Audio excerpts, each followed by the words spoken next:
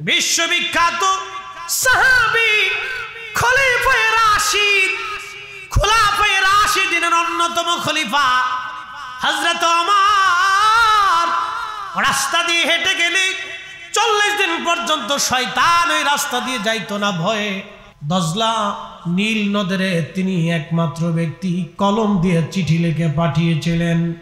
নীল নদ তার চিঠি অনুযায়ী আবার জোয়ার এসেছিল। তিনি সেই খলিফা মদিনায় মসজিদে নববীর মিনারাতে মিম্বরে দাঁড়াইয়া সুদূর 200 মাইল দূর নাহমানদের যুদ্ধের ময়দান তিনি দাঁড়ায় দাঁড়ায় দেখেছিলেন।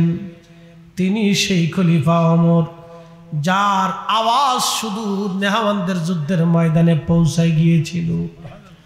তিনি সেই খলিফাতুল মুসলিমিন ওমর ন্যায় বিচারের তাগিদে নিজের সন্তানকে পিটিয়ে হত্যা করেছিলেন। তিনি সেই ব্যক্তি যিনি চুল পরিমাণ আল্লাহর আইনের বাহিরে কোনোদিন ফয়সালা দেন নাই। একবার জোরে বলা যাবে আল্লাহু আকবার। আমাদের আমির উমরারা যদি বেনামাজি হয়, আমির উমরারা যদি সৎ না হয়, তাহলে আমাদের দুঃখের কোনো শেষ নাই। হযরত আমিরুল মুমিনিন ওমর রাদিয়াল্লাহু আনহু তিনি সেই ব্যক্তি।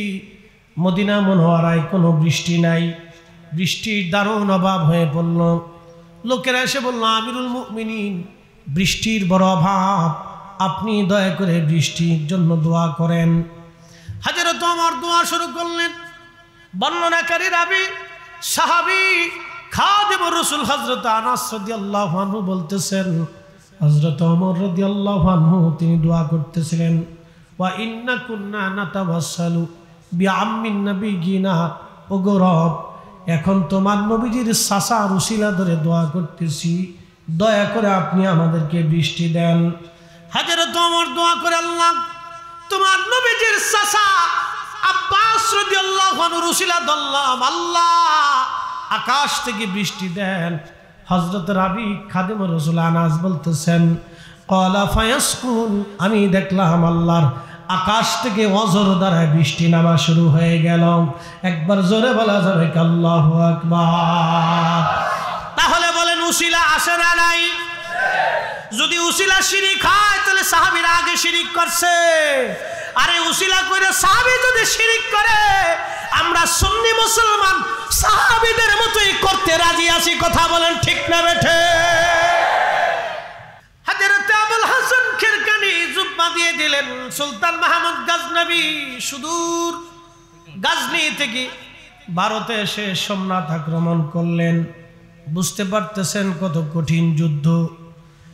সনাতন বাহিনী তৎকালীন সময়কার বিরাট বড় ভারতীয় সেনা, লক্ষ লক্ষ সৈন্যরা জীবন দিয়ে যুদ্ধ করতেছে। তারা তাদের স্থাপনা, তাদের মন্দির রক্ষা করার জন্য যুদ্ধ চলে। আর সুলতান মাহমুদ গজনবীর বক্তব্য হলো, কাবা শরীফ থেকে আমার নবীজি যেই মূর্তি ভেঙে ফেলে দিয়েছে, এই মূর্তি কোথাও পৃথিবীতে আমরা বসতে দেব না। কঠিন যুদ্ধ, মাসের পর মাস, জীবনের পর জীবন, রক্তের পর রক্ত পড়ে যাচ্ছে, কঠিন জিহাদে। এক পর্যায়ে সুলতান মাহমুদ গজনবীর সেনা প্রধান এসে বললেন, সুলতান মন বলতেছে যুদ্ধের ময়দানে টিকে থাকা সম্ভব না, আমরা অল্প সৈন্য দিয়ে এত বড় বাহিনীর সঙ্গে লড়াই সম্ভব হচ্ছে না, আমাদের সৈন্যদের মনোবল ঝিমিয়ে গেছে, মন বলতেছে এই বছর আমাদের সৈন্য ফিরে যেতে হবে। সুলতান মাহমুদ যুদ্ধের দিক নির্দেশনা দিয়ে তিনি চলে গেলেন তাঁবুর ভিতরে, ওযু করলেন, 2 রাকাত নামাজ পড়লেন। আল্লাহর কোরআন বলতেছে, ইয়া আইয়ুহাল্লাযীনা আমানুস্তাঈনু বিস-সাবরি ওয়াস-সালাহ।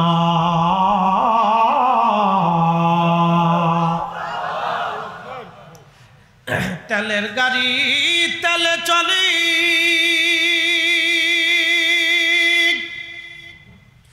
হাওয়ার গাড়ি হাওয়ায় উড়ে, তেলের গাড়ি তেলে চলে, হাওয়ার গাড়ি হাওয়ায় উড়ে, বিনা তেলে চালায় গাড়ি নবী সুলাইমান আমরা সেই মুসলমান, আমরা সেই মুসলমান, ঠিক কিনা?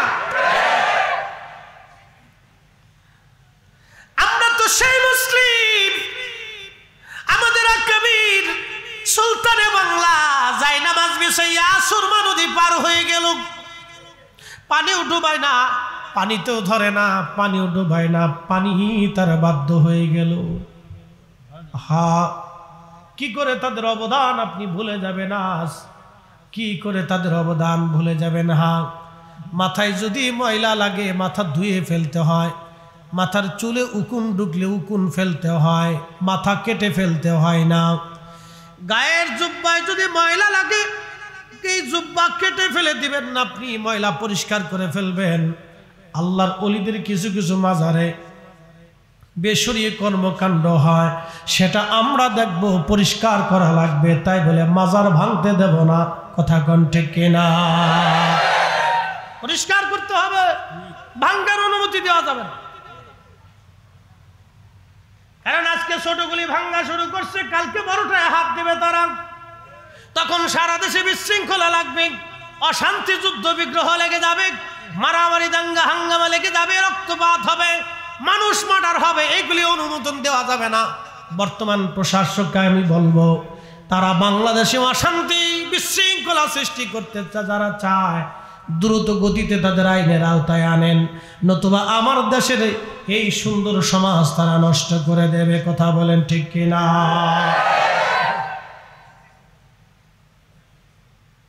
প্রিয় মুসলমান, খুব মনোযোগ দিয়ে শুনে যাবেন।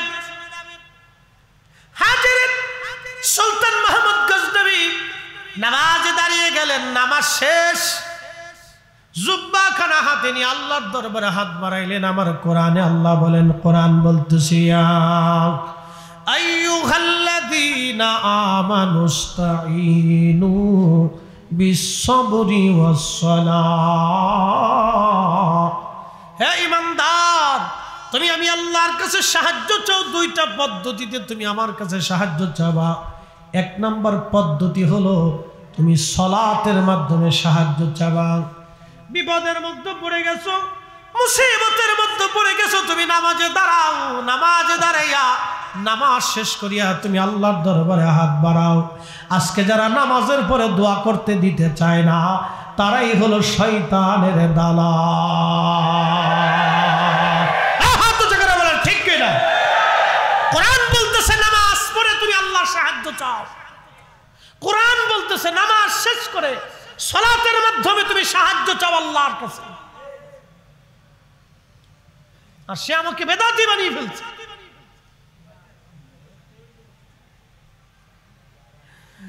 আল্লাহর কোরআন আরো বলতেছে, ফাইদা ফারাগতা ফানসাব ওয়া ইলা রাব্বিকা ফারগাব। বিশ্ববিখ্যাত তাফসীর ইবনে আব্বাসের ভিতরে রাইসুল মুফাসসিরিন হযরত আব্দুল্লাহ ইবনে আব্বাস রাদিয়াল্লাহু আনহুমা তিনি আয়াতের তাফসীর করতে যায় লেখেন, ফাইদা ফারাগতা মিনাস সালাতিল মাকতুবা। আল্লাহর কোরআনে আমার রব, আমার মালিক আল্লাহ বলতেছেন, হাবিব আপনি যখন নামাজ থেকে ফারেগ হবেন, ফরজ নামাজ থেকে আপনি যখন ফারেগ হবেন, ফানসাবু ওয়া ইলা দুআ, আপনি দোয়ার মাধ্যমে আল্লাহর দরবারে মনোনিবেশ করেন। কোরআনে ফায়সালা নামাজের পরে দোয়া, কোরআনের ফায়সালা নামাজের পরে দোয়া, নামাজের পরে দোয়া। পৃথিবীতে যত ঘটনা ঘটছে, ইমাম হুসাইন রাদিয়াল্লাহু আনহু কারবালায় শহীদ হবেন, সীমারকে ডাক দিয়ে বলেন, সীমার একটু সময় দিবা, 2 রাকাত নামাজ আমি পড়ব। তিনি নামাজে দাঁড়ায় গেলেন, রক্ত ঝরতেছিল, এই অবস্থায় নামাজ পড়তেছেন। রক্ত ঝরা অবস্থায় তিনি নামাজে দাঁড়িয়ে গেছেন। একটা দুইটা তীরে না, 121টি তীরের আঘাত ছিল। 21টা বর্ষার আঘাত ওনার শরীর মোবারকে ছিল। 33টা তলোয়ারের আঘাত ওনার শরীরটাকে ঝাঁঝরা করেছিল। পৃথিবীতে একজন ব্যক্তির মাজার শরীফ দুইটা, তিনি ইমাম হুসাইন। তোনার দেহ মুবারকের মাজার কারবালায়, মাথা মুবারকের মাজার হলো বর্তমান আল আজহার বিশ্ববিদ্যালয়ের পাশে। ইমাম বুখারীর মাজার আছে, ইমাম তিরমিজির মাজার আছে, ইমাম নাসাইর মাজার আছে, ইমাম আজম আবু হানিফার মাজার আছে, ইমাম শাফিঈর মাজার আছে, ইমাম হাম্বলের মাজার আছে। পৃথিবী বিখ্যাত ওলিয়া উলিয়াদের মাজার আছে। তাদের মাজার যদি সংরক্ষণ করা না হয়, মুসলমান তাদের ইতিহাস জানবে না, ঐতিহ্য জানবে না, ভুলে যাবে।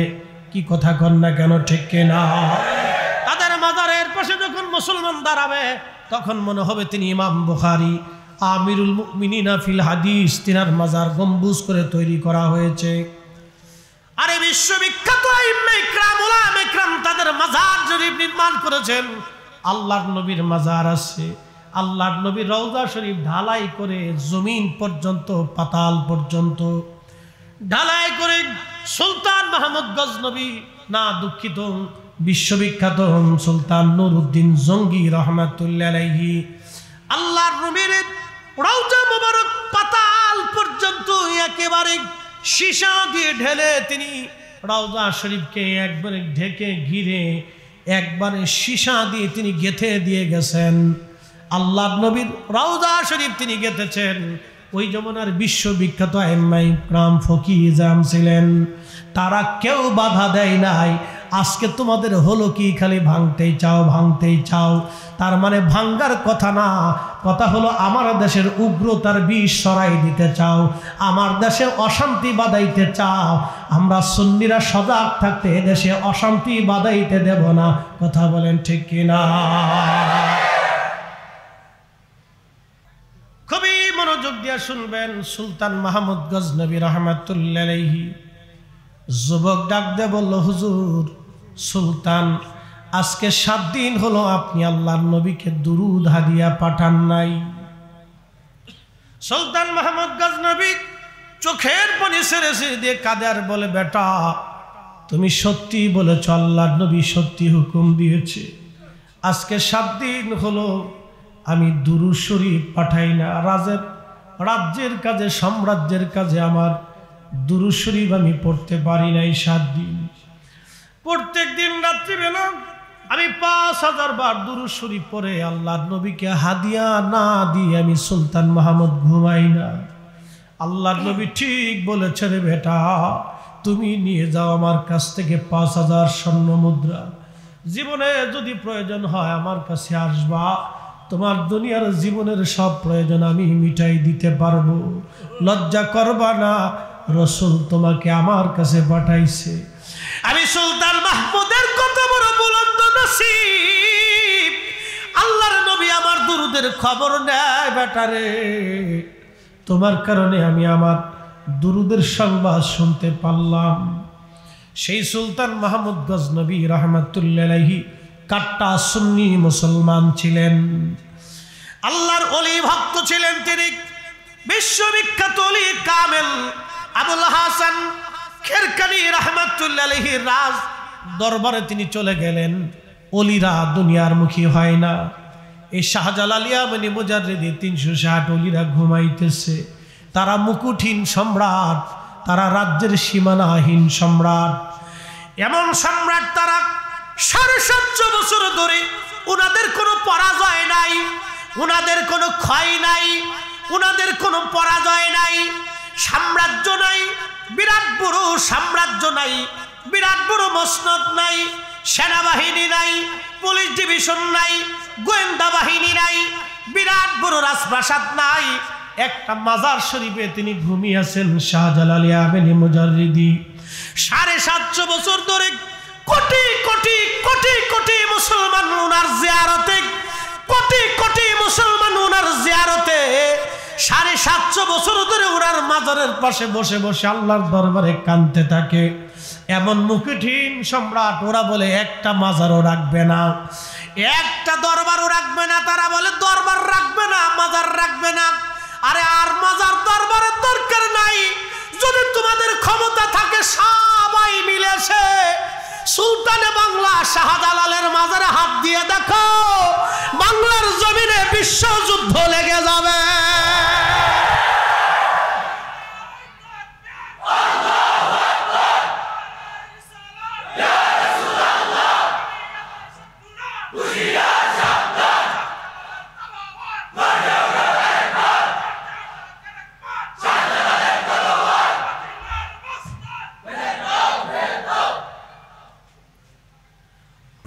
মুসলমানেরা শতকবাসী, আমি বেশি বলি নাই, শুধু একজনের কথা বলে দিলাম। কি কথা কন না কেন? বেশি লাগবে? বাংলাদেশে বিশ্বযুদ্ধ হয়ে যাবে, বিশ্বযুদ্ধ। কথা কন না কেন? কজরে বলে এত সহজ? এগুলো স্বপ্নই দেখা যায়, আর খালি বড় বড় ডাব সারা যায়, হ্যাঙ্গে চুরে শেষ করে ফেলে দেয়।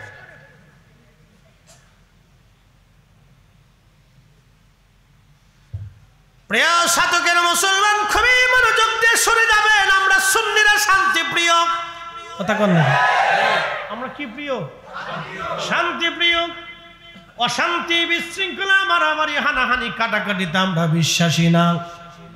আমরা সুফি যারা ছিলেন তারা এগুলি তো বিশ্বাসী ছিলেন না।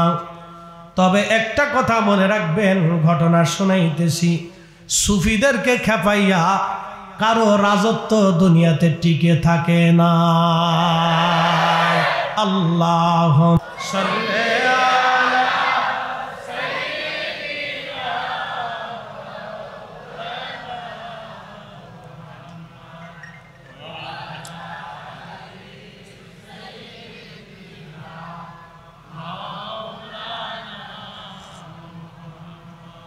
Allahumma salli ala sayyidina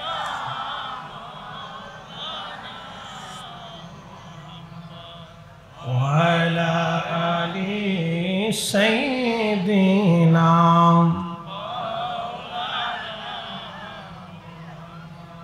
ত্রিভুবনের প্রিয় মুহাম্মদ এলোর দুনিয়া সাগর আকাশ বাতাস বিজদিয়া আয় রে সাগর আকাশ বাতাস ধুলির ধরা বেহেশত আজ জয় করিল দিল রে লাজ আজকে খুশির ঢল নেমেছে ধূসর সাহারায় রে সাগর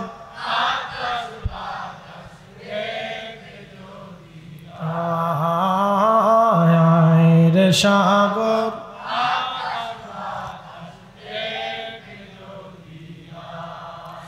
দেখা মে না মায়ের কোলে দোলে শিশু ইসলাম দোলে কচি মুখে শাহাদাতের বাণী সে শোনায়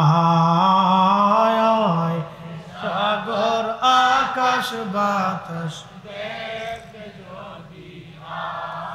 আয় রে সাগর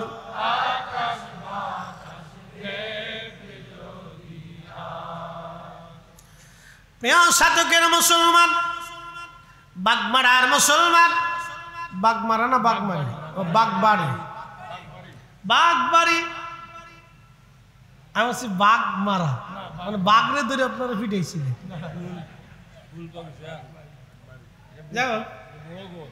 বিশেষ বিশেষ কারণে এলাকার নাম থাকে বাগ বাড়ি, অর্থাৎ এদিকে সবার বাড়িতে মনে একটু বাগান টাগান বেশি ছিল, বাগিচা বেশি ছিল। হ্যাঁ, এই যে দেখছেন ধরা পড়ে গেছে, বাগিচা বেশি ছিল বিদায় বাগবাড়ি। শতকের বাগবাড়ির মুসলমান সুলতান মাহমুদ গজনবী চলে গেলেন সুদূর খেরকানে আবুল হাসান খেরকানি রহমাতুল্লাহ আলাইহির বারগাহে। তিনি আবার ছিলেন হযরত বাইজিদ বুস্তামি রহমাতুল্লাহ আলাইহির পরে। বাইজিদ বুস্তামি রহমাতুল্লাহ আলাইহি বায়াত ছিলেন হযরতে ইমাম জাফর সাদেক রাহিমাহুল্লাহের কাছে। খুব মনোযোগ দিবেন। অনেক বড় দরুদের ওলি ছিলেন তারা, আজকের কথা না, বহু আগের কথা। সুলতান মাহমুদ গজনবী গেলেন, যা দেখতেছেন আল্লাহর ওলি মুরাকাবায় জিকিরের হালতে বসা, খুবই মুরাকাবা জিকিরের হালত।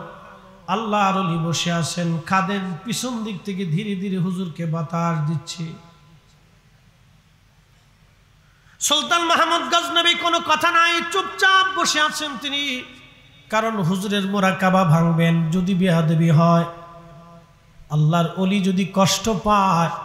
দেখেন আগের সুলতান যারা ছিলেন তারা ওলি ভক্ত ছিলেন, এতটাই ভয় পাইতেন যদি ভুল হয়ে যায়, আল্লাহর ওলির সাথে যদি বেয়াদবি হয়ে যায়। চুপচাপ তিনি বসে আছেন দীর্ঘ সময়। এত বিরাট সালতানাতের অধিকারী সুলতান একজন আল্লাহর ওলির কাছে অসহায়। কি কথা কন না কেন, ঠিক কিনা? আল্লাহর ওলির কাছে তিনি অসহায়, চুপচাপ বসে আছেন, কোনো কথা নাই। অনেক সময় পরে খাদেমকে ডাক দিয়ে বললেন, আল্লাহর বান্দা, আমি সুদূর আফগানিস্তানের গজনি থেকে আসছি। সুলতান মাহমুদ গজনবী, আমি গজনির সাম্রাজ্যের সুলতান, আল্লাহর ওলির খেদমতে আসছি। দয়া করে হুজুরকে একটু অবহিত করেন, আমি দোয়া নেওয়ার জন্য আসছি। খাদেম হুজুরের মুরাকাবা ভেঙে দিলেন। আবুল হাসান খিরকানি রাহিমাহুল্লাহ ডাক দিয়ে বললেন, বেটা মুরাকাবা কেন ভাঙলা? বলে, হুজুর গজনি সাম্রাজ্যের সুলতান মাহমুদ গজনবী আপনার কদমে আসছেন দোয়া নেওয়ার জন্য, এজাজতের জন্য।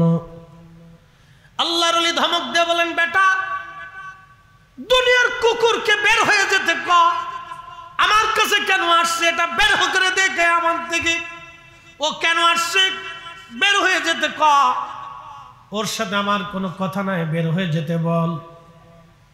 সুলতান মাহমুদ গজনবী খুব বিচক্ষণ ছিলেন, সামনে এসে আস্তে করে হুজুরের সামনে আদবের সাথে বসে যায় বললেন, হুজুর ক্ষমা করে দিবেন, আমি আপনার কাছে দোয়ার জন্য আসছি।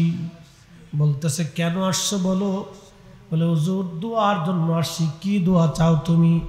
বলতেছে, হুজুর ভারতের একটা বিরাট বড় মন্দির আছে সোমনাথ, এই মন্দির আমি দখল করতে চাই, এই এলাকা আমি দখল করতে চাই। আল্লাহর ওলি বললেন, বেটা তুমি এই মন্দির দিয়ে কি করবা? কেন তুমি দখল করতে যাবা? কারণ কি? তোমার কি প্রয়োজনে পড়ছে? বলতেছে, হুজুর আমি শুনছি, আমি জানছি আল্লাহর নবী মক্কাতুল মুকাররমায় কাবা শরীফের ভিতরে 360টা মূর্তি ভেঙ্গে ফেলে দিয়েছিল। এই ভাঙ্গা ভগ্নাংশ কিছু অংশ এনে তারা ওই মূর্তি বানাইছে, আর তারা বলে নাকি মূর্তি এই মন্দির কেউ দখল করতে পারবে না। তাদের এই ইচ্ছাকে, বিশ্বাসটাকে আমি নষ্ট করে দেওয়ার জন্য, প্রতিহত করার জন্য, এবং ওই যে কাবা শরীফ থেকে ভেঙ্গে ফেলে দেওয়া ভগ্নাংশ আমি একবারে চুরমার করে দেওয়ার জন্য আমি আক্রমণ করতে চাই। কিন্তু হুজুর আমার সেনাবাহিনী বিরাট বড় দুর্বল, এত বিরাট সেনাবাহিনীর সঙ্গে আমার এই ছোট্ট সেনাবাহিনী যুদ্ধে পারবে না। আমি আল্লাহর ওলির কাছে আসছি এজাজত নেওয়ার জন্য, দোয়া নেওয়ার জন্য। আপনি যদি দোয়া করে দেন তাহলে আমি যুদ্ধে জড়াবো, আর দোয়া যদি না করেন তাহলে আমি যাব না। আওয়াজ তুলে বলা যাবে কি আল্লাহু আকবার। ইতিহাস বুঝে যাবে না, এত সহজ। বাংলা কোনোদিনও বিজিত হতো না যদি শাহজালাল ইয়ামানি মুজাররিদি রাহিমাহুল্লাহর হাত না থাকতো। কসমিন কালেও না, বাপের জন্মেও না। কোন ইতিহাসে সম্ভবই ছিল না যদি শাহজালাল ইয়ামানি মুজাররিদের হাত না থাকতো, যদি ওনার তাসাউফের হাত না থাকতো, যদি ইলমুল কলবের শক্তি না থাকতো, সিফা সালান নাসিরউদ্দিন সাহেব তলোয়ার এ জমিনে চলতো না, যদি ওনার সেই আল্লাহ প্রদত্ত ক্ষমতা না থাকতো, মুসলিম তো দূরের কথা, মুসলমানের অস্তিত্ব নিয়ে জমিনে সন্দিহান ছিল। অতএব আমাদের ইতিহাস ঐতিহ্যকে সংরক্ষণ করতে হলে আল্লাহর ওলিদের পথ মত আমাদের প্রয়োজন। কথা বলেন ঠিক না ঠিক? প্রিয় সাধকেরা মুসলমান, হযরত সুলতান মাহমুদ গজনবী রাহিমাহুল্লাহকে আবুল হাসান কিরকানি রাহমাতুল্লাহ আলাইহি দোয়া করলেন। দোয়া করার পরে তিনার গায়ের ভিতর থেকে জুব্বাখানা খুললেন। জুব্বাটা জায়গায় জায়গায় তালি দেওয়া ছিল, সিরা ছিল, মোটা সুতার বানানো কম্বলের মতো জুব্বা মোটা। খুলে দিয়ে বললেন, বেটা জুব্বাখানা নিয়ে যাও, যাও জুব্বাখানা নিয়ে। যদি ওই সময় কঠিন মুসিবতের মধ্যে পড়ে যাও, আমি জুব্বাখানা তোমারে দিয়ে দিলাম। জুব্বাখানা তুমি আল্লাহর দরবারে ওযু করে নামাজ পড়ে যদি যুদ্ধে তুমি বিপদের মধ্যে পড়ো, এই জুব্বাখানা হাতের মধ্যে নিয়ে আল্লাহকে বলবা, আল্লাহ জুব্বার মালিক যদি তোমার পছন্দ হয়, আল্লাহ এই জুব্বার মালিকরে তুমি যদি ভালোবাসো, তোমার যদি পছন্দের ভালোবাসার হয়, তাহলে এই জুব্বাখানা ধরে তোমার দরবারে হাত বাড়াইছি। সুলতান মাহমুদ, তুমি আল্লাহর কাছে যা যা মন চাই চাবা, আল্লাহর ইচ্ছায় আশা করি আমার মালিক তোমারে খালি ফিরাবে না। জোরে বলা যাবে কি মারহাবা?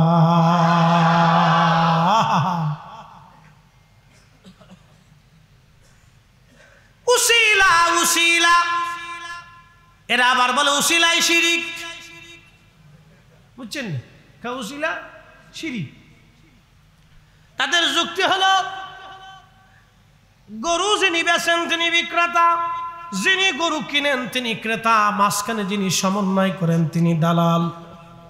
তাদের কথা যুক্তি দেখেন, যুক্তি সুন্দর কিন্তু গলদ আছে। তারা বলতেছেন আমরা চাবো আল্লাহর কাছে, দিবে আল্লাহ, মাঝখানে আবার উসিলার দরকার কি? বলে উসিলা নামক কোনো দালালের প্রয়োজন আমাদের নাই। কিন্তু আজকে শুনে যান, উসিলা শুধু আমরা চাই নাই, সাহাবীরা উসিলা চেয়েছে। বিশ্ববিখ্যাত সাহাবী খলিফায়ে রাশিদ, খোলাফায়ে রাশিদিনের অন্যতম খলিফা হযরত ওমর রাস্তা দিয়ে হেঁটে গেলে 40 দিন পর্যন্ত শয়তান ওই রাস্তা দিয়ে যাইতো না ভয়ে। হযরত ওমর তিনি সেই খলিফাতুল মুসলিমিন, খোলাফায়ে রাশিদ, তিনি সেই খলিফা। দজলা নীল নদরে তিনি একমাত্র ব্যক্তি কলম দিয়ে চিঠি লিখে পাঠিয়েছিলেন। নীল নদ তার চিঠি অনুযায়ী আবার জোয়ার এসেছিল। তিনি সেই খলিফা।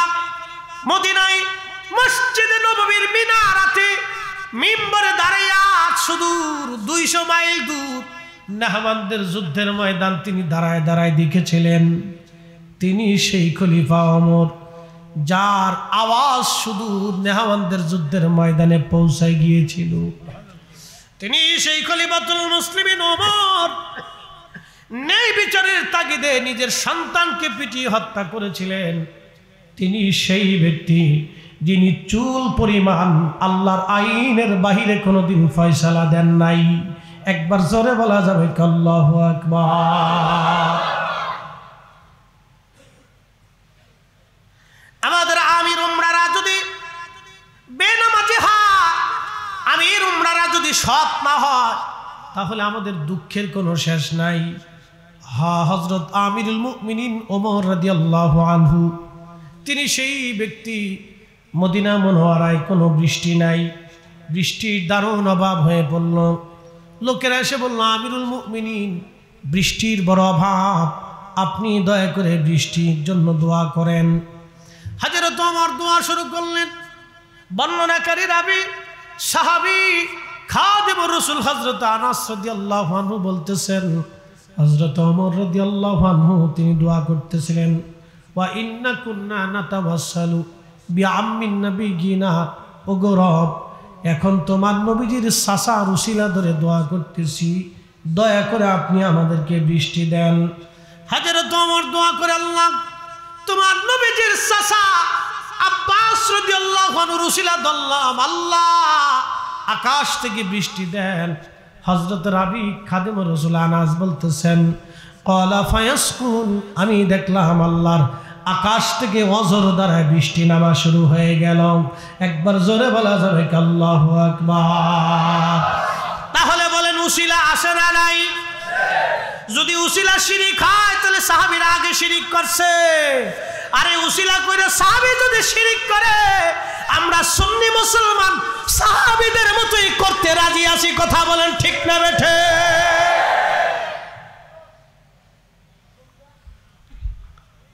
এই ওলি আল্লাহর বাংলাদেশ, শহীদ গাজীর বাংলাদেশ, রহম করো আল্লাহ, রহম করো আল্লাহ। শাহজালালের বাংলাদেশ, শাহপরানের বাংলাদেশ, রহম করো আল্লাহ, রহম করো আল্লাহ। হযরত আবুল হাসান খিরকানি জুব্বা দিয়ে দিলেন। সুলতান মাহমুদ গজনবী সুদূর গজনি থেকে ভারতে এসে সোমনাথ আক্রমণ করলেন। বুঝতে পারতেছেন কত কঠিন যুদ্ধ। সনাতন বাহিনী তৎকালীন সময়কার বিরাট বড় ভারতীয় সেনা, লক্ষ লক্ষ সৈন্যরা জীবন দিয়ে যুদ্ধ করতেছে। তারা তাদের স্থাপনা, তাদের মন্দির রক্ষা করার জন্য যুদ্ধ চলে। আর সুলতান মাহমুদ গজনবীর বক্তব্য হলো, কাবা শরীফ থেকে আমার নবীজি যেই মূর্তি ভেঙে ফেলে দিয়েছে, এই মূর্তি কোথাও পৃথিবীতে আমরা বসতে দেব না। কঠিন যুদ্ধ, মাসের পর মাস, জীবনের পর জীবন, রক্তের পর রক্ত পড়ে যাচ্ছে। কঠিন জিহাদে এক পর্যায়ে সুলতান মাহমুদ গজনবীর সেনা প্রধান এসে বললেন, সুলতান, মন বলতেছে যুদ্ধের ময়দানে টিকে থাকা সম্ভব না। আমরা অল্প সৈন্য দিয়ে এত বড় বাহিনীর সঙ্গে লড়াই সম্ভব হচ্ছে না। আমাদের সৈন্যদের মনোবল ঝিমিয়ে গেছে। মন বলতেছে এই বছর আমাদের সৈন্য ফিরে যেতে হবে। সুলতান মাহমুদ যুদ্ধের দিক নির্দেশনা দিয়ে তিনি চলে গেলেন তাঁবুর ভিতরে, ওযু করলেন, 2 রাকাত নামাজ পড়লেন। আল্লাহর কোরআন বলতেছে, ইয়া আইয়ুহাল্লাযীনা আমানুস্তাঈনু বিস-সাবরি ওয়াস-সালাহ।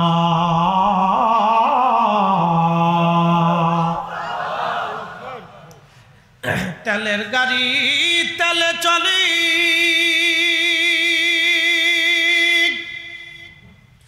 হাওয়ার গাড়ি হাওয়ায় উড়ে, তেলের গাড়ি তেলে চলে,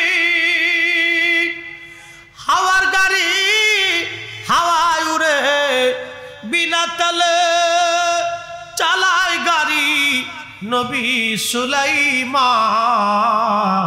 আমরা সেই মুসলমান, আমরা সেই মুসলমান, ঠিক কিনা? আমরা তো সেই মুসলিম।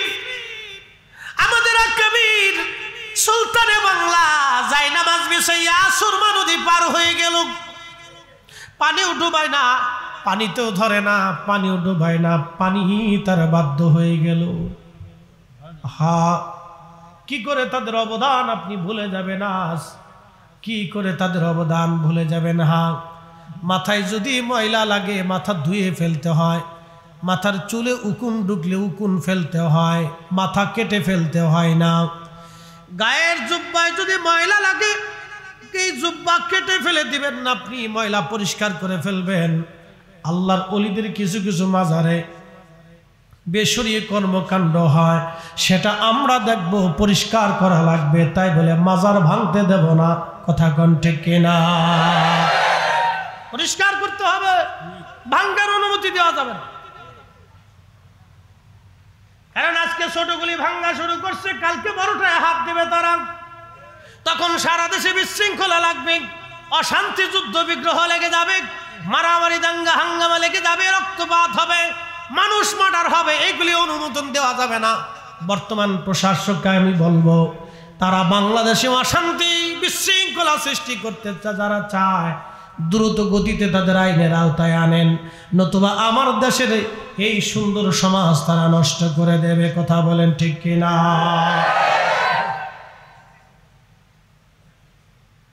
প্রিয় মুসলমান, খুব মনোযোগ দিয়ে শুনে যাবেন। হাজির সুলতান মাহমুদ গজনবী নামাজে দাঁড়িয়ে গেলেন, নামাজ শেষ, জুব্বা খানা হাতে নিয়ে আল্লাহর দরবারে হাত বাড়াইলেন। আমার কোরআনে আল্লাহ বলেন, কোরআন বলতেছি, আইয়ুহাল্লাযীনা আমানুস্তাঈনু বিস-সাবরি ওয়াস-সালাহ। হে ঈমানদার, তুমি আমি আল্লাহর কাছে সাহায্য চাও। দুইটা পদ্ধতিতে তুমি আমার কাছে সাহায্য চাবা। এক নম্বর পদ্ধতি হলো তুমি সালাতের মাধ্যমে সাহায্য চাবা। বিপদের মধ্যে পড়ে গেছো, মুসিবতের মধ্যে পড়ে গেছো, তুমি নামাজে দাঁড়াও। নামাজে দাঁড়াইয়া নামাজ শেষ করিয়া তুমি আল্লাহর দরবারে হাত বাড়াও। আজকে যারা নামাজের পরে দোয়া করতে দিতে চায় না, তারাই হলো শয়তানের দালাল। হাত উঁচু করে বলেন ঠিক কিনা? কোরআন বলতেছে নামাজ পড়ে তুমি আল্লাহর সাহায্য চাও। কোরআন বলতেছে নামাজ শেষ করে সালাতের মাধ্যমে তুমি সাহায্য চাও আল্লাহর কাছে। আর সে আমাকে বেদাতি বানিয়ে ফেলছে।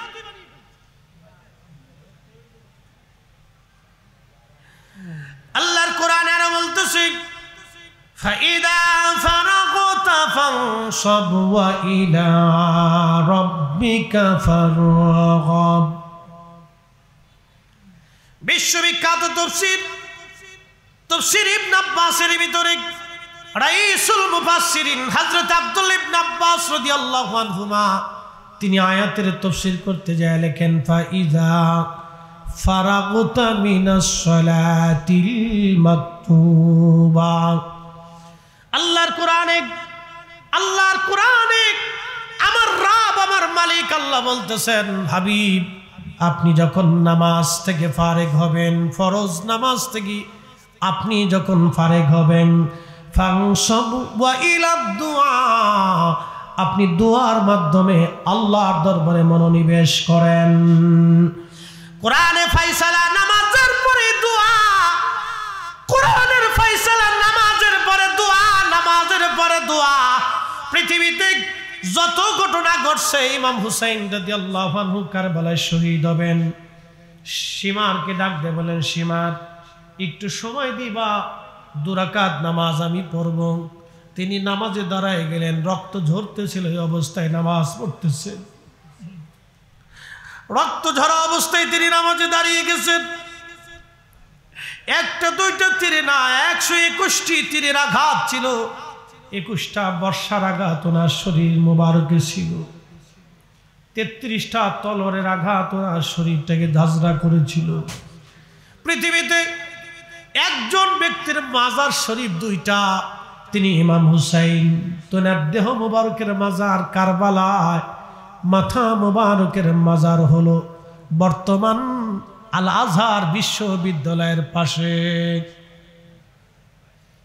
ইমাম বুখারীর মাজার আছে, ইমাম তিরমিজির মাজার আছে, ইমাম নাসাইর মাজার আছে, ইমাম আজম আবু হানিফার মাজার আছে, ইমাম শাফিঈর মাজার আছে, ইমাম হাম্বলের মাজার আছে।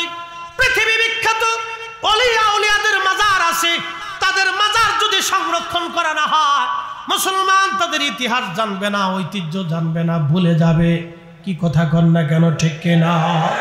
তাদের মাজারের পাশে যখন মুসলমান দাঁড়াবে, তখন মনে হবে তিনি ইমাম বুখারী, আমিরুল মুমিনিনা ফিল হাদিস। তিনার মাজার গম্বুজ করে তৈরি করা হয়েছে। আরে বিশ্ববিখ্যাত আইম্মে ইকরাম, উলামা ইকরাম তাদের মাজার শরীফ নির্মাণ করেছেন। আল্লাহর নবীর মাজার আছে। আল্লাহর নবীর রওজা শরীফ ঢালাই করে জমিন পর্যন্ত, পাতাল পর্যন্ত ঢালাই করে সুলতান মাহমুদ গজনবী, না দুঃখিত, বিশ্ববিখ্যাত সুলতান নুরউদ্দিন জঙ্গি রহমাতুল্লাহ আলাইহি, আল্লাহর নবীর রওজা মোবারক পাতাল পর্যন্ত একেবারে সীসা দিয়ে ঢেলে তিনি রওজা শরীফকে একবারে ঢেকে ঘিরে একবারে সীসা দিয়ে তিনি গেঁথে দিয়ে গেছেন। আল্লাহর নবীর রওজা শরীফ তিনি গেঁথেছেন। ওই জমানার বিশ্ববিখ্যাত আইম্মায়ে ইকরাম ফকিহ ইজাম ছিলেন, তারা কেউ বাধা দেয় নাই। আজকে তোমাদের হলো কি, খালি ভাঙতেই চাও ভাঙতেই চাও। তার মানে ভাঙ্গার কথা না, কথা হলো আমার দেশের উগ্রতার বিষ সরাই দিতে চাও, আমার দেশে অশান্তি বাঁধাইতে চাও। আমরা সুন্নিরা সজাগ থাকতে দেশে অশান্তি বাঁধাইতে দেব না। কথা বলেন ঠিক কিনা?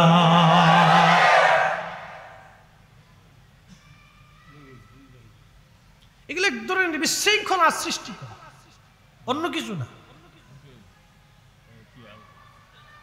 যার যার কাজ শেষে করেন, কোনো অসুবিধা নাই। তবে হ্যাঁ, উলামায়ে কেরামের দায়িত্ব, কোনো মাজারের বেসরি যদি কাজ হয়, তাহলে সর্বোপরি আলেমদের কাজ হলো সবাই এক জায়গায় বসবে। সব ঘরানার আলেম, সব ঘরানার আলেম সবাই বসবে। সমস্ত ঘরানার আলেমরা এক জায়গায় বসবে, সবাই সবাইকে দাওয়াত করবে, এক জায়গায় বসে বলবে অমুক মাজারে এই কাজ হয়, আসেন আমরা সেটাকে পরিষ্কার করি। সেই জন্য তারা তাদের কমিটিকে ডাকবে, এক জায়গায় বসাবে, বসাইয়া তাদেরকে সুন্দর করে পরামর্শ দিয়া মাজার থেকে বেসরকারি কাজগুলি সরাই দেওয়া এটা আলেমদের দায়িত্ব। মারামারি কাটাকাটি বাধাই দেওয়া আলেমের কাজ না। কি কথা বলেন ঠিক কিনা? আমাদের কাজ না, আমাদের কাজ হচ্ছে ঝামেলা মীমাংসা করা, ঝামেলাকে মিটিয়ে দেওয়া হচ্ছে আলেমদের কাজ। বেজাল বাঁধানো আলেমদের কাজ না, মিটিয়ে দেওয়াটা আমাদের কাজ। মনে রাখবে তো মুহতারাম, খুব মনোযোগ দিয়ে। সালাতের মাধ্যমে তিনি আল্লাহর সাহায্য চাইলেন।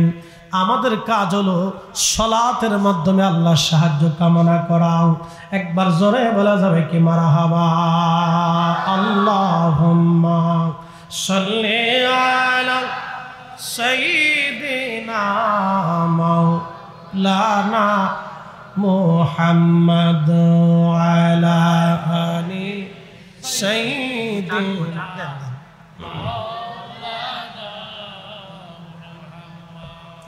আপনাদের বুঝতে কোনো অসুবিধা হয়, কষ্ট হচ্ছে? তাহলে একসাথে আবার বলি তো আল্লাহু আকবার। না না, আরো বলুন তো, আওয়াজে বলি আল্লাহু আকবার।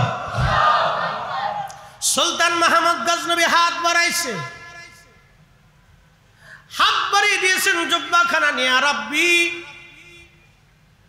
আমার মুর্শিদ, তোমার ওলি আবুল হাসান খেরকানি রাহিমাহুল্লাহ, তিনি এই জুব্বাখানা আমারে দিয়া আমাকে বলেছিলেন, বেটা জুব্বার উসিলা এই তুমি বলবা দোয়াতে, আল্লাহ জুব্বার মালিক যদি তোমার পছন্দ হয় তাহলে আমাকে এটা দাও সেটা দাও।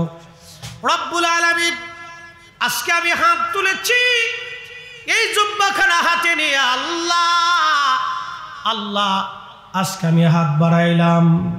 রব্বুল আলামিন, এই জুব্বার মালিক যদি তোমার পছন্দ হয়, এই জুব্বার মালিক যদি তোমার পছন্দ হয়, তাকে যদি তুমি ভালোবেসে থাকো, আল্লাহ এই জুব্বার উসিলা ধরলাম, জুব্বার মালিকের উসিলা ধরলাম। আজকে আমি সুলতান মাহমুদ গজনবী এবং মুসলমানদেরকে পরাজিত করিও না আল্লাহ, শরম দিও না, আজকে বিজয় দিয়ে দাও। আজকে সোমনাথে আমাদের বিজয় দাও, পরাজয় দিও না আল্লাহ। সুলতান মাহমুদ গজনবী চোখের পানি ফেলে ফেলে কাঁদতেছে, আল্লাহ আজকে শরম দিয়েন না, লজ্জা দিয়েন না আল্লাহ, আজকে শরম দিয়েন না, বিজয় দেন আল্লাহ, শরম দিয়েন না। এইভাবে তিনি কান্না করতেছিলেন, দীর্ঘ সময় তিনি কান্না করলেন, দোয়া করতে লাগলেন। সেনা প্রধান এসে দৌড়ায় বলল, হুজুর সুখের সংবাদ আছে, যুদ্ধের মোড় ঘুরে গেছে, সোমনাথের সিংহ দরজা আমরা দখল করেছি, ভেঙে ফেলেছি, আমাদের বিজয় দ্বার প্রান্তে। একবার জোরে বলা যাবে আল্লাহু আকবার? চিৎকার মেরে বলেন আল্লাহু আকবার। তাহলে বলেন ওলির দরকার আছে না নাই? আমরা ওলিদের পক্ষে আছি, ওলিদের পক্ষে থাকবো। শাহজালালের জমিন, শাহপরানের জমিন, 360 আউলিয়ার জমিন, আল্লাহর ওলিদের জমিনে ওলিদের দেওয়া ইসলাম এদেশেই চলবে। হাত উঁচা করে বলেন ঠিক না বেঠে?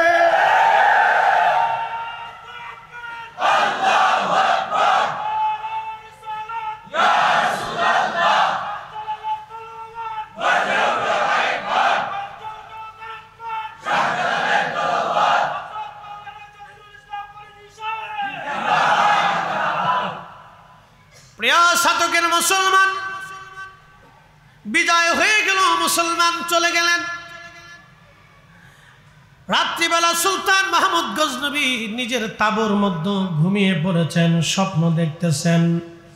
আল্লাহর ওলি হযরত আবুল হাসান খেরকানি রহমাতুল্লাহ আলাইহি স্বপ্নে আসলেন। এসে বলতেছে, সুলতান মাহমুদ গজনবী, বলো আমার জুব্বা তুমি কোন দামে বিক্রি করলা? তুমি যে জুব্বা বেচছো, কোন দামে বেচছো? দাম কি দাম পাইছো? কি দামে তুমি জুব্বা বিক্রি করলাম? সুলতান মাহমুদ গজনবী ডেকে বলতেছে, হুজুর, জুব্বা আমি জুব্বার উসিলা ধরে আজকে সোমনাথ বিজয়ের দোয়া করেছিলাম, আল্লাহ বিজয় দান করেছেন। সুলতান মাহমুদকে আবুল হাসান খেরকানি রহমাতুল্লাহ আলাইহি বললেন, বেটা বড় ভুল করে ফেলছো, এত কম দামে কেন আমার জুব্বা তুমি বিক্রি করলা? কারণ কি? আরে সুলতান, বিজয় না চাইয়া তুমি যদি আল্লাহর কাছে বলতে, আল্লাহ সোমনাথে যত বিধর্মী আছে সবাইরে তুমি আজকে মুসলমান বানায় দাও, তোমার বাকি যুদ্ধ করা লাগতো না, আজকে সারা এলাকায় মুসলমান আল্লাহ বানায় দিতেন। একসাথে যারা বলেন আল্লাহু আকবার। তাহলে অলির দরকার আছে না নাই? অলি লাগবে কিনা? অলির পক্ষে আসি কিনা? আপনি থাকলেও আল্লাহর অলি, না থাকলেও আল্লাহর অলি। বাংলাদেশের সব মানুষ যদি চেষ্টা করে, আমি মনে করি আল্লাহর অলি শাহজালাল ইয়ামানি মুজাররিদের মাজার আল্লাহ নিজে রক্ষা করবে। আমরা না পারলেও আল্লাহ নিজে রক্ষা করবে। প্রিয় মুসলমান, খুবই মনোযোগ দিয়ে কথাগুলি শুনে যাবে না। এই জন্য আমাদেরকে আল্লাহর ওলিদের পথের পথিক হওয়া লাগবে। তাদের পথের পথিক যদি আমরা হতে পারি, জীবন আমাদের ধন্য হয়ে যাবে, জীবন আমাদের বুলন্দ হবে। এই উপমহাদেশের অন্ধে অন্ধে ইসলামের সুমহান বাণী ছড়িয়েছেন তিনারা সুফিরা। সুফি যদি না হতো এই জমিনে ইসলামের অস্তিত্ব খুঁজে পাওয়া মুশকিল ছিল। সুফিদের বিরাট বড় অবদান। অতএব কথায় কথায় বেদাতি ভণ্ড বলে গালি দেওয়া, এইগুলি হলো শয়তানের প্ররোচনা। কথা বলেন ঠিক কিনা? কথায় কথায় ভণ্ড, কথায় কথায় বেদাতি, কি কথা বলেন ঠিক কিনা? কথায় কথায় ভণ্ড, কথায় কথায় বেদাতি। প্রিয় উপস্থিতি, হ্যাঁ, আমরা নির্মল ইসলামের ছায়াতলে আসছি। তেনাদের বিরাট বড় অবদান, আমরা তাদের ভুলব না। তাদের জিয়ারত আমাদের দরকার, কিন্তু সেই জিয়ারতটা আমরা সুন্নত পদ্ধতিতে শরীয়তের আইন মোতাবেক আমরা করব। যদি শরীয়তের আইনে রেখে তাদের জিয়ারত আমরা করি, তাহলে তারাও খুশি হবে, আল্লাহও খুশি হবে। আমরা শরীয়তের বাহিরে যাব না, সুন্দর পদ্ধতিতে আমরা সুন্নত তরিকা অনুযায়ী তাদের জিয়ারতে যাব, তাদের সাক্ষাৎ করব, তাদের জন্য দোয়া করব। আল্লাহ আমাদের প্রত্যেকের তৌফিক দান করুন, জোরে বলেন আমিন। আল্লাহুম্মা সাল্লি হ্যাঁ, জবান খোলে।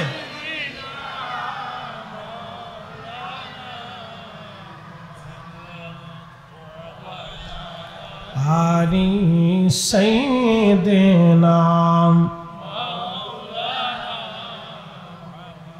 একটু জিকির করে লা ইলাহা ইল্লাল্লাহ, লা ইলাহা ইল্লাল্লাহ, লা ইলাহা ইল্লাল্লাহ, হাসবি রাব্বি জাল্লাল্লাহ, মা ফি কলবি গায়রুল আহা নূর মুহাম্মদ সাল্লাল্লাহু, ওহ নূর মুহাম্মদ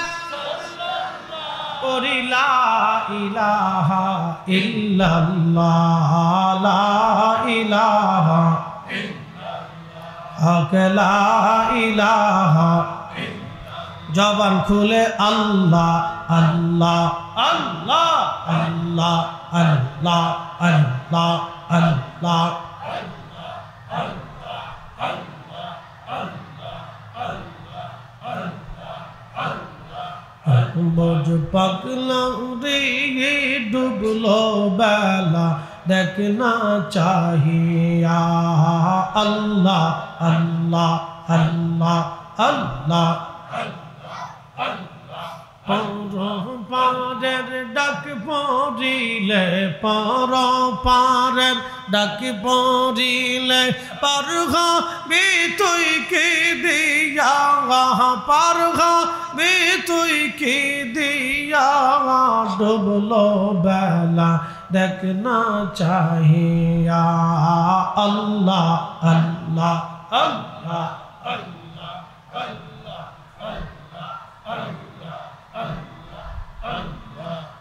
বোঝ পাগলা রে ডুবলো বেলা দেখ না চাহিয়া আল্লাহ আল্লাহ সাদের জীবন হেলায় হেলায় শেষ হইতে চলিল নামাজ রোজা জিকির ফিকির কে সইনা হি হইল সাদের জীবন হেলায় হেলায় শেষ হইতে চলিল নামাজ রোজা জিকির ফিকির কে সইনা হি হইল রংতা মা শাহিদিন কাটাইলা রংতা মা শাহিদিন কাটাইলা আল্লাহর জিকির করলা না তোমরা আল্লাহর তালাশ করলা না ডুবলো বেলা দেখ না চাহিয়া আল্লাহ আল্লাহ আল্লাহ Allah Allah Allah Allah Allah Allah Allah Allah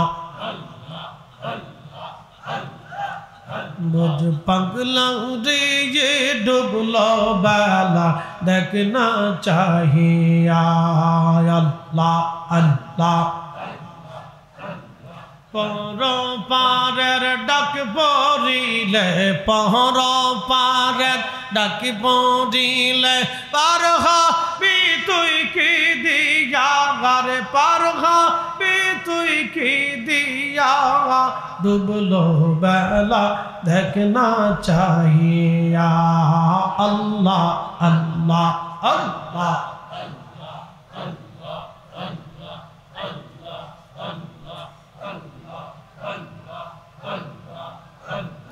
নবীর কালেমা নামাজ রোজা পথের সম্বল করিয়া সামনে চল রে আবুজ মনে রে আল্লাহ আল্লাহ বলিয়া নবীর কালেমা নামাজ রোজা পথের সম্বল করিয়া সামনে চল রে আবুজ মনে রে আল্লাহ আল্লাহ বলিয়া আল্লাহ বিনে নাই রে ও পায় রসুল বিনে নাহি রে গতি দেখছো নিমন ভাবিয়া দেখছো নিমন ভাবিয়া ডুবলো বেলা দেখ না চাহিয়া আল্লাহ আল্লাহ উজ্জ্বলতম প্রদীপ বানাইয়া আল্লাহ তার নবীকে আমাদের মধ্যে পাঠাইলেন আহা রহমতুল্লিল আলামিন নবীজি 63 বছরের জীবনে মাত্র 23 বছর তিনি মানুষের মাঝে দাওয়াতের কাজ করেছেন বাকি 40 বছর মক্কার অলি গলি দিয়ে তিনি ঘুরে বেরিয়েছেন পাহাড়ে কাটিয়েছেন সংসার করেছেন বিয়ে শাদী করেছেন বাচ্চা কাচ্চা হয়েছে আহা এমন একজন মহিষী নারীকে তিনি বিয়ে করেছিলেন তার নাম হযরতে খাদিজাতুল কুবরা রাদিয়াল্লাহু আনহা তিনার লকব ছিল তাহেরা তাইয়্যিবা এর অর্থ ছিল তিনি কোনোদিন কোনো মূর্তির সামনে মাথা নত করেন নাই তিনি কোনো প্রতিমার সামনে মাথা নত করেন নাই কোনোদিন কোনো পাথরের সামনে তিনি মাথা নত করেন নাই জাহিলিয়াতের হারামি শারাবি খারাবি নাপাকি কোনোদিন তার সোয়া তার গায়ে লাগে নাই তিনি আমাদের মা হযরতে আম্মা জান খাদিজাতুল কুবরা। 40 বছর তিনি মক্কার অলিগলি দিয়ে কাটাইলেন, ছাগল চড়াইলেন, দুম্বা চড়াইলেন। আল্লাহ কোরআন নাজিল করলেন 40 বছর বয়সে। এই কোরআন শরীফ নাজিল করার পরে রহমতের নবী মানুষের দ্বারে দ্বারে কালেমার দাওয়াত দিয়েছেন, গোপনে দিয়েছেন, প্রকাশ্যে দিয়েছেন। তিনি কালেমার দাওয়াত দিলেন। সর্বপ্রথম আমার নবীর কালেমার দাওয়াত যিনি মেনে নিলেন তিনি আম্মা জান খাদিজা। এরপরে বালকদের মধ্যে যিনি কালেমার দাওয়াত মেনে নিলেন তিনি হযরত আলী কাররামাল্লাহু ওয়াজ। এই তিনজন কাবা শরীফে নামাজ পড়তেন। আম্মা জান খাদিজা, হযরত আলী এবং আমার নবীজি তিনজন কাবা শরীফে তারা নামাজ পড়তেন। এই তিনজন কাবাতে মাঝে মধ্যে যায় নামাজ পড়তেন। এই তিনজন ছাড়া ওই সময় কাবায় নামাজ পড়ার কেউ ছিল না। খুব মনোযোগ দিয়ে শুনে যাবেন। হযরত আলী রাদিয়াল্লাহু আনহুর বয়স তখন 10। তিনি 10 বছর বয়সে কালেমা পড়েছিলেন।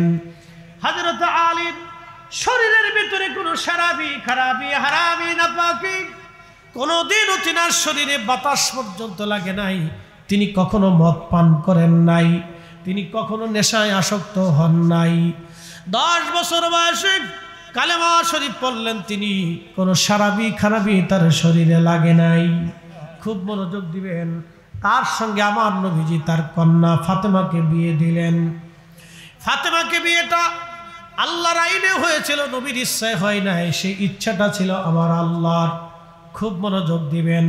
হযরতে রাসূল করিম সাল্লাল্লাহু আলাইহি সাল্লামের ঘর ছিল খুবই দুর্বল, বাড়ির মধ্যে খাবার ছিল না। ফাতেমাকে সুন্দর কোনো পোশাক তিনি কিনে দিবেন নাই, নবী কিনে দিতে পারেন নাই।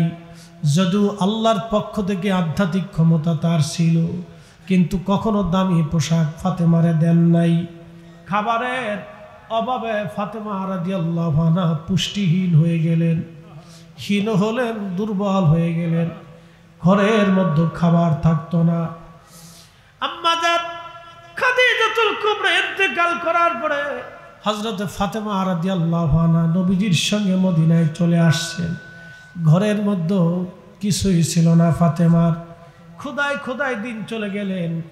ও শতকের মুসলমান মা বোনেরা, খুব মনোযোগ দিয়ে কথাগুলি শুনে যাবেন।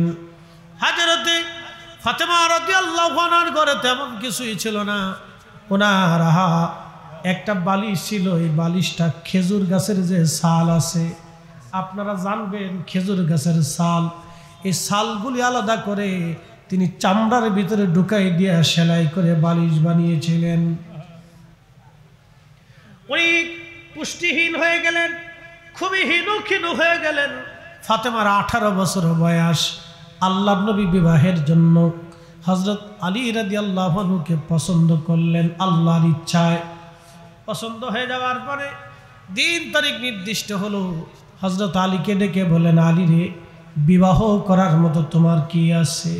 হযরত আলী রাদিয়াল্লাহু আনহু বলেন, ইয়া রাসূলুল্লাহ, আমার তো কোনো সম্পদ নাই, আমার ঘরে খাট নাই, পালং নাই, বিছানাপত্র কিছুই নাই। ইয়া রাসূলুল্লাহ, আমার একটা ঢাল আছে, একটা তলোয়ার আছে, আর একটা গায়ের বর্ম আছে, লোহার পোশাক, যেটা গায়ে দিয়ে আমি যুদ্ধের ময়দানে যাই। আল্লাহর নবী বলেন, আলী, যুদ্ধের জন্য তলোয়ার দরকার, ঢালেরও দরকার, কিন্তু আপাতত বর্মটা তুমি বিক্রি করতে পারো। হযরত আলী রাদিয়াল্লাহু আনহু বর্মটা বিক্রি করার জন্য গেলেন। লোহার পোশাক বিক্রি করে দিবেন তিনি, কিন্তু লোকেরা দাম চায়, দাম বলে মাত্র 3 দিরহাম। হযরত উসমান রাদিয়াল্লাহু আনহু দেখলেন, আলী রে, তোমার বর্মের দাম কত? বলে লোকেরা 3 দিরহাম দেয়, বাকি দিরহাম দেয় না। আমি 3 দিরহাম দিয়ে ফাতেমারে কেমনে বিয়ে করব? কি করে সদাইপতি করব? দেনমোহর আমি দিব বলেন। হযরত উসমান গনি রাদিয়াল্লাহু তাআলা আনহু তিনাকে প্রায় 280 দিরহাম দিয়ে তিনি বর্মটা কিনে নিলেন। একবার জোরে বলা যাবে কে মারহাবা? একসাথে বলেন আল্লাহু আকবার। আমরা বিবাহকে কঠিন করে ফেলেছি, বিয়ে শাদীকে কঠিন করে ফেলেছি, বিয়েটাকে সহজ করে দিতে হবে। হযরত উসমান গনি রাদিয়াল্লাহু আনহু কিনলেন। হযরত আলী বিক্রি করে চলে যায়। উসমান রাদিয়াল্লাহু আনহু ডাক দিয়ে বলেন, আলী রে দাঁড়াও, এই বর্মটা তোমাকে আবার আমি হাদিয়া দিয়ে দিলাম, কারণ যুদ্ধের ময়দানে বর্মের দরকার আছে। হযরত আলী বর্মটাও নিয়ে আসলেন, টাকাও নিয়ে আসলেন। কিছু টাকা দিয়ে দেন মোহর ধার্য করা হলো, কিছু অর্থ দিয়ে সুগন্ধি এবং বিবাহের সামানা কেনা হলো। হযরত ফাতেমার সঙ্গে আলীর বিয়ে হলো। আলীর ঘরে ফাতেমা গেলেন। তোশক ছিল না, বালিশ ছিল না, একটা মাত্র কম্বল। গায়ে লাগাইলে মাথা ঢেকে ঢাকে না, মাথা ঢাকলে পা ঢাকে না, পা ঢাকলে মাথা ঢাকে না। কোন রকম হযরত ফাতেমা রাদিয়াল্লাহু আনহার সংসার। উনি খেজুরের ওই ছাল দিয়ে তিনি সেই দিন বালিশ বানিয়েছিলেন। আমাদের বালিশ কত দামি, কত সুন্দর, কিন্তু হযরত ফাতেমার বালিশ ছিল খেজুরের ছাল দিয়ে বানানো, চামড়া দিয়ে বানানো ছিল সেই বালিশ। সেই বালিশ মাথায় দিয়ে দীর্ঘ জীবন চলে গেল ফাতেমা রাদিয়াল্লাহু আনহার। একদিন হযরত আলী রাদিয়াল্লাহু আনহু ডাক দিয়ে বললেন, ফাতেমা রে, ঘরের মধ্যে আমাদের বিরাট অভাব। তুমি জানো আমি বড় গরিব মানুষ, আমার কামাই রুজি তেমন কিছু নাই। ফাতেমা, আল্লাহর নবীর দরবারে গনিমতের মাল আসছে, তুমি যাইয়া কিছু গনিমতের মাল আমাদের জন্য নিয়ে আসো। হযরত ফাতেমা সন্ধ্যা রাত্রিবেলা আল্লাহর হাবিবের হুজরা শরীফে গেলেন, ঘরের দরজার মধ্যে টোকা লাগাইলেন। হযরত উম্মে আইমান রাদিয়াল্লাহু আনহা ঘরের মধ্যে ছিলেন। আল্লাহর নবী উম্মে আইমানকে ডেকে বলতেছে, উম্মে আইমান শোনো, ঘরের দরজায় যে টোকা লাগাইতেছে, টোকার আওয়াজে মনে হয় এটা আমার ফাতেমার হাত। দরজা খোলো। এই রাত্রিবেলা ফাতেমা কেন আসলো, কারণ কি, কি জন্য আমার ফাতেমা আসছে? তাড়াতাড়ি দরজা খোলো। দরজা খুলে দেওয়ার পরে ফাতেমা ঢুকলেন। আল্লাহর নবী তারে বিছানায় বসাইলেন। কি হয়েছে ফাতেমা, বলো গো মা, কি জন্য তুমি আসছো? ফাতেমা কেঁদে দিয়ে বলেন, আব্বাজান, আপনি আমারে গরিব ঘরে আলীর ঘরে বিয়ে দিয়েছেন। তিনি গরিব মানুষ, বাজার সদাই আমাদের হয় না, একদিন আনলে আর একদিন আমি না খেয়ে থাকি, একদিন রান্না হইলে আর একদিন রান্না হয় না। আব্বাজান, ঘরের মধ্যে কোনো আসবাবপত্র নাই, কোন রকম একটা খেজুরের মাদুরের উপর আমাদের জীবন চলে। বালিশ নাই, খেজুর গাছের ছাল দিয়ে আমি বালিশ বানাইয়া বিছানা করে থাকি। একটা মাত্র কম্বল আব্বাজান, এছাড়া আর কোনো কম্বল আপনার আলীর ঘরে নাই। খোদাই দিন যায়, শুনছি আপনার কাছে নাকি গনিমতের মাল আসছে। আব্বাজান, কিছু গনিমতের মাল যদি আমারে দয়া করে দিতেন। আল্লাহর নবী ডেকে ডেকে বলতেছে, রে ফাতেমা, গনিমতের মাল আমি তোমারে দেব না, এটা আমার গরিব উম্মতের জন্য বরাদ্দ করছি। আল্লাহর হাবিব উম্মতকে কতটা ভালোবাসছে, আমাদেরকে কত পরিমাণে ভালোবাসছে, নিজের কন্যাকে ফেরত দিয়ে দিলেন। মেয়েটা ক্ষুধার্ত, চেহারার দিকে তাকানো যায় না। নবীজির কষ্ট হচ্ছিল, ডাক দেয়া বলতেছে, ফাতেমা রে, তোমারে গরিবতের মাল দেব না, আমি আমার গরিব উম্মতের জন্য বরাদ্দ করছি, এটা আমার গরিব উম্মতের জন্য বরাদ্দ রে ফাতেমা। একটা কথা মনে রাখবেন, আল্লাহর নবী বলছেন, শাসক গোষ্ঠীরা যদি সরকারি মাল নিজেদের ভোগ করে খায়, তাহলে বুঝবা কিয়ামতের আলামত, দুনিয়ার চাইতে কবর ভালো হবে। আর শাসক গোষ্ঠী যদি আমানতের সাথে তোমাদের সম্পদগুলি জনগণের মধ্যে বন্টন করে, তাহলে বুঝবা কবরের চাইতে দুনিয়া ভালো হবে। শতকের মুসলমান, কি কঠিন সুষম বন্টন। সেই দিন মেয়েটাকে ফেরত দিয়ে দিলেন। মা, তুমি চলে যাও ফাতেমা, গনিমতের মালের একটা অংশ তোমাকে দেওয়া হবে না, এটা আমার গরিব উম্মতের জন্য বরাদ্দ। আমরা যে তার আদরের উম্মত, কয়দিন কেন্দেছি।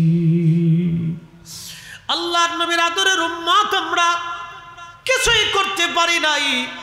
আহা সেই দিন গরিব উম্মতকে নবীজি ভুলেন নাই। যারা গরিব আছেন চিন্তার কারণ নাই, পেরেশানি নিবেন না। আমার নবীকে গরিবরা আগে ভালোবাসছে, গরিবরা ভালোবেসে যাবে, গরিবরা আমার নবীর সঙ্গে জান্নাতে হাসতে হাসতে চলে যাবে। একবার জোরে বলা যাবে আল্লাহু আকবার। গরিবরা আগে হাসতে হাসতে জান্নাতে চলে যাবে আমার নবীর সঙ্গে। ফাতেমা